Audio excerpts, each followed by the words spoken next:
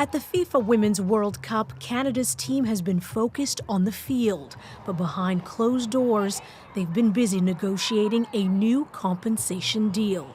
Super frustrating to know that the players have been forced to get on a table and talk about an agreement, a deal when they're at camp, at the World Cup. The interim agreement will only cover 2023. It will include prize money from the Women's World Cup and ensure equal pay to the men's team. But the women say there are issues left unresolved. We have been forced to choose between compensation and the funding required to hold necessary training camps.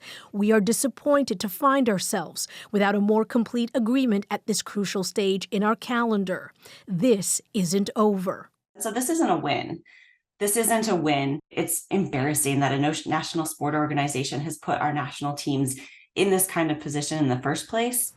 In a statement to CBC News, Canada Soccer acknowledged there's more work to do, but said this is another important step forward for equalizing the standard of care and pay equity for our players. The long-simmering dispute reached a boiling point in February when the team initially refused to take the field at the She Believes Cup in Florida.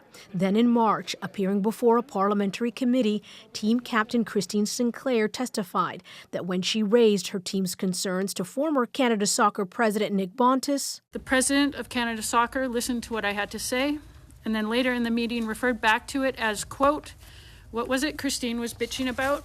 Canada's federal sports ministry says it will always support the right of female athletes to fair and equitable compensation, and Canada Soccer must be transparent at the negotiating table.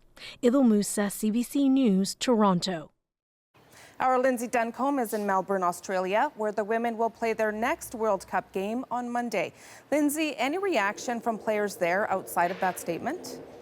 No, not yet, Juanita. The team did add a media availability after their training session later today, so they will be asked about it. Really, this has been in the background of the entire tournament. Captain Christine Sinclair said she expected a deal would be done before the women even got here to Australia.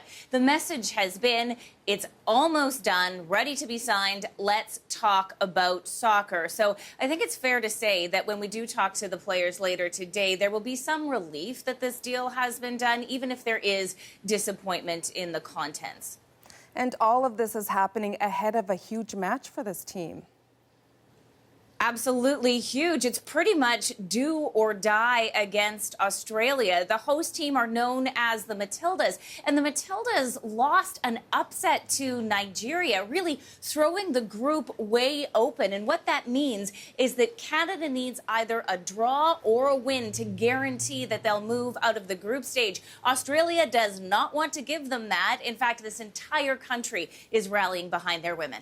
All right, go Canada, go. Thank you, Lindsay.